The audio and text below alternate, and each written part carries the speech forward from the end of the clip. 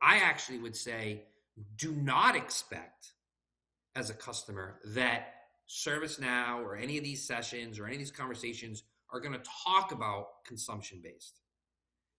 They're going to be talking more about how it works, how to be using it, why you should be adding it, why you should add it in term, why you should add it as often as possible and as wide as you should. But the details, like how it actually gets licensed and is used, that is not going to be seen anywhere. Welcome to Insights for IT Negotiations, a podcast by Upper Edge, a leading IT sourcing, negotiation, and project execution advisory firm. I'm John Belden, Upper Edge's Chief Research and Strategy Officer. And I'm Kylie Chisholm, Upper Edge's Marketing Manager. Join us every other week as we share insights to help you maximize the value of your key IT relationships.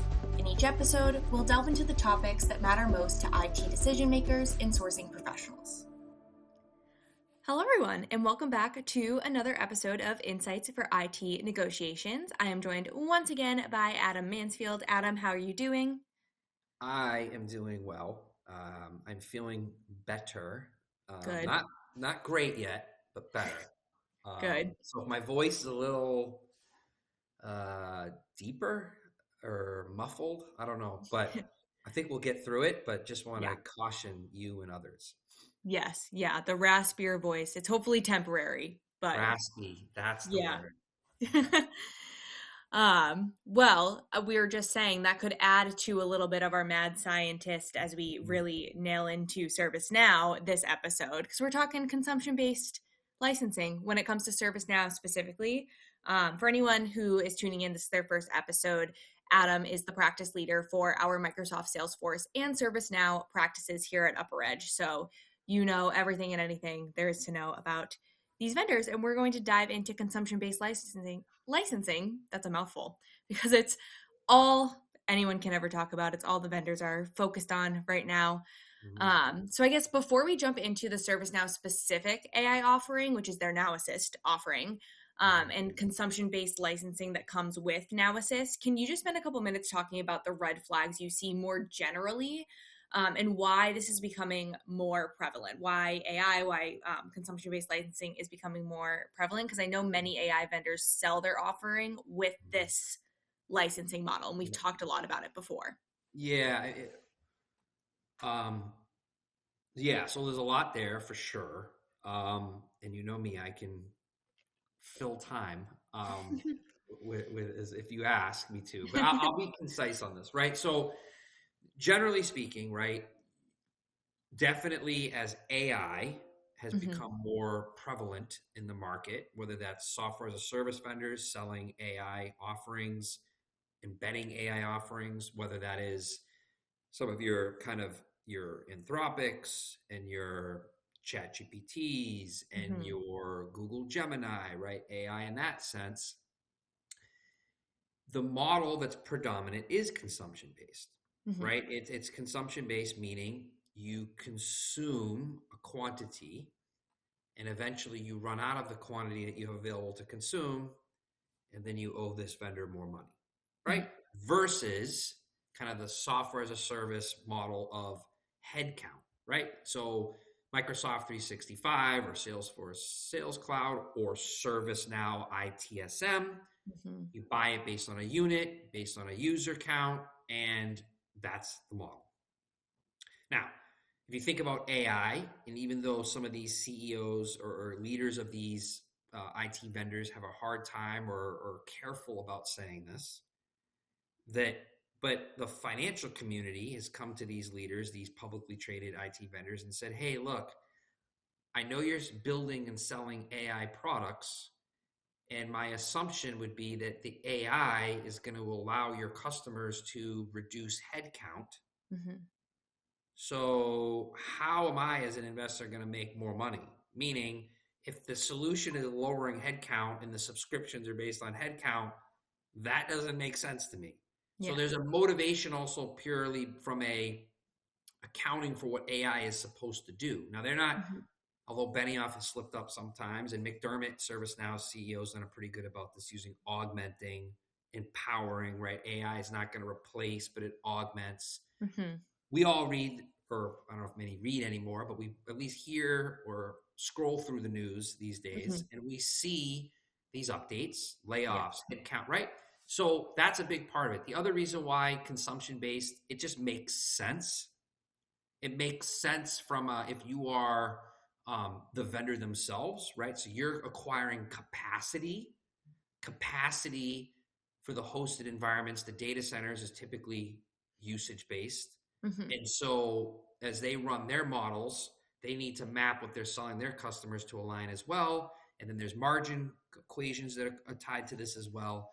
But yeah, listen, is it the only way? No. Is it the prevalent? Yes. And that's why I know you and I on these conversations and Upper Edge in general and me specifically, I'm going to be beating this drum so often. And that's why I'm so excited about this conversation, because ServiceNow is a little unique, which we'll get to, I'm sure.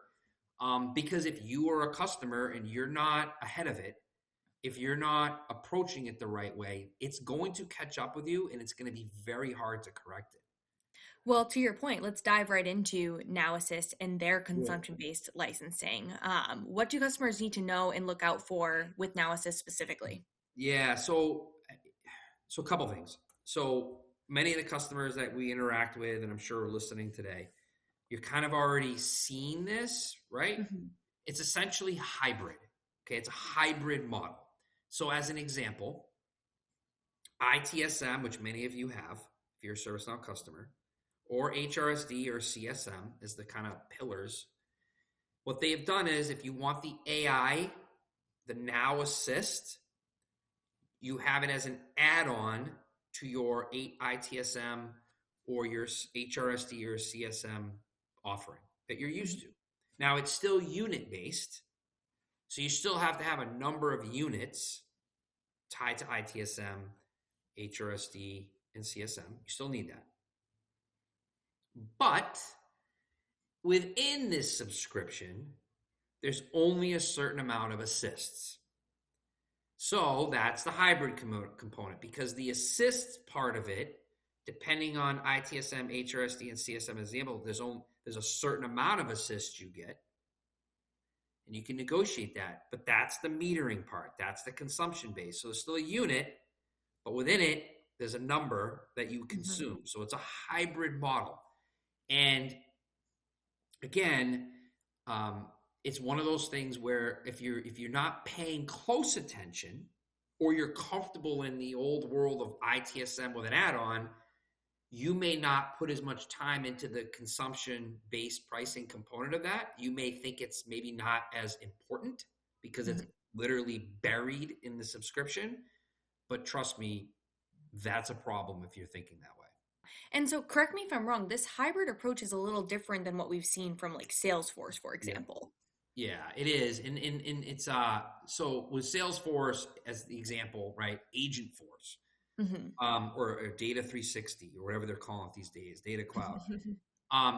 You essentially have a number of credits. You draw down on credits. You owe them more money. So it's pure consumption based. Whereas it's not like an add-on necessarily to your Sales Cloud subscription. Now, Salesforce does have a most robust addition for which within it you get assists, or excuse me, you get credits. So it creates a little bit of a hybrid scenario. But again, that's in an optional approach. Whereas the foundational approach for Salesforce is pure consumption-based, Agentforce, Data 360 being the most relevant examples. Gotcha. So why do you think ServiceNow took this hybrid approach? Yeah, that's a very good question. A couple things. And I'm a big believer in this. Like when people in all walks of life, like when someone asks me, it's like, well, why do you think? Or what is someone thinking? Like when you try to get into that world, I always say the first thing would be like, well, what are they telling you? What are they saying? It's a pretty easy way to figure out what they're thinking. Just watch them, listen to them, see how they are and behave, right? So again, not to get philosophical on life advice, but I think that's a good approach. Now, what I mean in this example is listen to their earnings calls. Now, if you don't have time to listen to them, I put videos out there. You and I do our little snapshots. They put them on, like there's plenty of ways to get it. Yeah.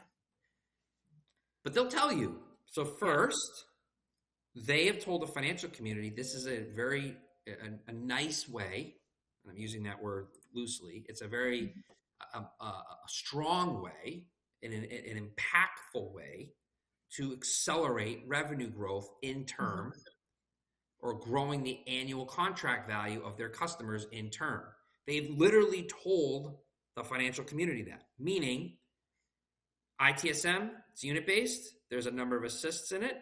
The customer, financial people, are going to run out of assists because they're going to use it. They love our stuff. They're going to use it. And then guess what? They don't have to add another unit, a new person, but they need to buy more assists. And so as the term is going, we're spiking up our spend. And then what do you know? We're getting more money, more ACV growth from this customer. So it's the hybrid kind of massages or removes some friction. I also think there's an element where, again, I don't want this to come off as negative or I'm giving an opinion about when I say things like sneaky, but I think there's an element of a little bit of sneakiness, right? It's this idea of like burying it inside of what people are comfortable with, and then it catches up with you, and then it's too late. Like, could I see them sitting around? And again, this is not just ServiceNow. Could I see them sitting around and saying, oh, that might be a good way to do it? I think it's also them trying to hold true to a little bit of a differentiator, right? I mean, we've all, if you haven't, I put plenty of content out. The battleground between ServiceNow and Salesforce, McDermott versus Benioff, is very clear. Yeah. ServiceNow has a CRM offering. McDermott gets up there and talks about their CRM offering is the best, and he pretty much fires shots across the bow at Salesforce. Not coincidentally, a few months later, Salesforce now is selling ITSM, which is the competing product of ServiceNow. They don't like each other, all that good stuff. So if you think about what I just said, and it was a good question on your part, it's a differentiator, right? Like it's not just consumption-based. There's a model there that's a little unique. And then the other thing I would just tell you is that, and again, they've said this themselves. It's not like this is groundbreaking. I know many don't have a chance to listen to these, but they have heard from their customers that this model has resonated with them, right? Like they're saying it's easy to manage. And again, we work with a lot of their customers too. I don't know if that's necessarily true, or they're saying this, they actually are saying this because their eyes aren't as open as they should have been, and they think it's easy, and then it's going to bite them later. But there's an element of that I want to at least acknowledge. I think they listened to their customers, and it's always important to take time to acknowledge that too. Did you know that UpperEdge offers subscription advisory services? This on-demand solution provides essential benchmarks and market insights specific to your business needs precisely when you need it, empowering you and your team to make informed decisions for your IT initiatives. Position your team for success. Reach out today via the link in the show notes to learn more. So then a big thing on everyone's mind right now is ServiceNow Knowledge, because that is right around the corner. I have to imagine many of the themes and sessions will be tied to Now Assist. It'll be tied to this consumption-based licensing. It'll be tied to getting customers to adopt Now Assist. So for those customers that are attending Knowledge and that are and are not interested in Now Assist, what advice would you give them as they prepare to head out to the conference? Yeah, so here's the thing. So 100%, it's going to be all over the place. So I'll be out there. I'm meeting with customers. It's one of my favorite times a year, if you will. I go out there in Dreamforce as well, and it gives me a chance to interact. And here's what I would tell you. Now Assist is going to be prevalent. It's going to be part of the keynote. It's going to be part of many sessions. They're going to be pushing it. Every customer that's going to Knowledge, 100% are going to be, for lack of a better term, attacked to pay attention to Now Assist. Their agendas are going to be shaped around Now Assist. Everything is going to be around Now Assist and AI, 100%. Now, that doesn't mean they're not going to talk about CRM. They're not going to talk about their core. They're not going to talk about impact. Of course they are. But you're 100% right, Now Assist. But here's the thing. And I actually think you mentioned it, and I'm glad that you mentioned it the way you did. I actually would say do not expect as a customer that ServiceNow or any of these sessions or any of these conversations are going to talk about consumption-based. They're going to be talking more about how it works, how to be using it, why you should be adding it, why you should add it in term, why you should add it as often as possible and as wide as you should. But the details, like how it actually gets licensed and is used, that is not going to be seen anywhere. Maybe McDermott talks about hybrid as like a good thing at the end of the keynote, like Benioff did about Agentforce at the end of that. Maybe it'll be awkward and rushed. But here's the thing. For all those customers that are going, and maybe there are interested in Now Assist. Look, a lot of our customers are interested. Yeah. Or have already added. We've done these deals. Yeah. Here's the thing, though. If you're considering it, and you're willing, multiple people are willing to get in the trenches and literally sit in these demos and workshops, use knowledge for that, I would 100% set the expectation with your rep that either while there or shortly after, you expect a full workshop on how Now Assist is actually licensed and subscribed to. All the details. What is an assist? How are assists calculated and forecasted for my company? What are your forecasted needs you think I need for my company? What volume thresholds are there? What does it cost per assist? What does it cost when I go over? How does it impact my other product pricing? They need to cover all of this. And what I would be telling you, if you're giving them what they want, which was attention and eyeballs on the thing, they need to then earn that back. Again, you might not have the chance to do it while you're there, but preemptively tell them the expectation. If there's going to be any more conversations after knowledge, you have to check off on all of these things. Get people in. I want to understand this. And again, for anyone who's listening to this, if you don't know the list, happy to help with that. Reach out. But the point, and I'll be there at knowledge, like I said, but this is critical, because what's happening is ServiceNow doesn't want to put the focus on that. They want to get the interest up, and that's fine. But if you don't do this right, if you don't understand transparency and the foundational definitions, if you don't, their model, their approach, this hybrid is going to benefit them more than it is you. Even if it's doing what it's supposed to do, the cost profile is going to go through the roof and they'll ultimately win. So make them earn the right to get your attention. And attention's fine. I would also, one thing I'm thinking about this, I would also tell you as you think about agenda setting, they're going to want to put you in dinners or meet and greets or sessions where there's another customer that's used Now Assist I think that's okay, but use that as an opportunity as you interact with whoever the person is that they're introducing you to at XYZ company. Talk about this with them. Yeah. Hey, how well did you understand the mechanisms of the Now Assist? And the individual may not know, and that's okay. But could we have a follow-up discussion with someone at your company that would? Because I'd love to keep our dialogue going. If the sales rep is there, and they will be, lurking behind a plant or hovering around the conversation, they're not going to like that because they don't want that type of interaction. They want it to be more like scripted. We love Now Assist. Okay, well, how is it working for you from a contracting, licensing, consumption model perspective?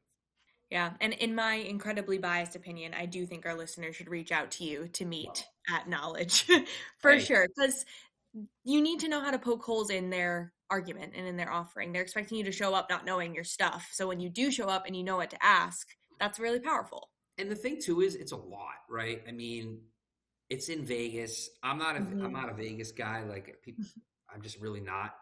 It's never been my thing.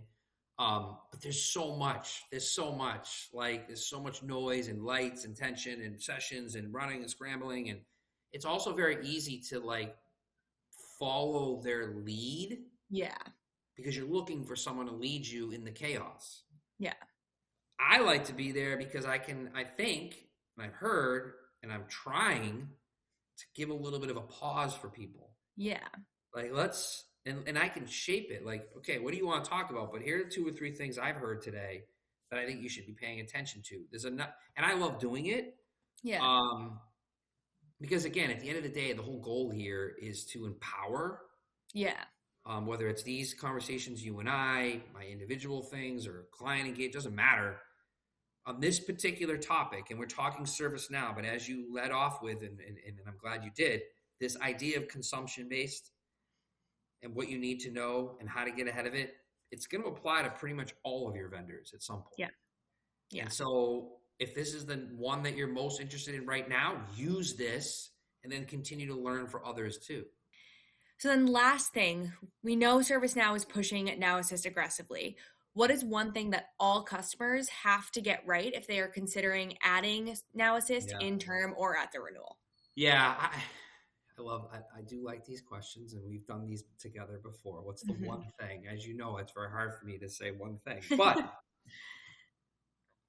I would tell you that, and I'll give you a little bit of a new one, I guess. I think it's, you have to have internal alignment and understanding. Mm-hmm. Like when I talk about what is an assist, or how are assists counted, or what would we as a company be forecasting our need for a number of assists, if you don't have a widespread understanding of those pieces, that also plays to the benefit of ServiceNow, right? Like someone's off using it, they think it's great, and then the people who are responsible for the contract are like, whoa, what? Wait, hold on, I didn't. That's an assist. Like that doesn't make any sense.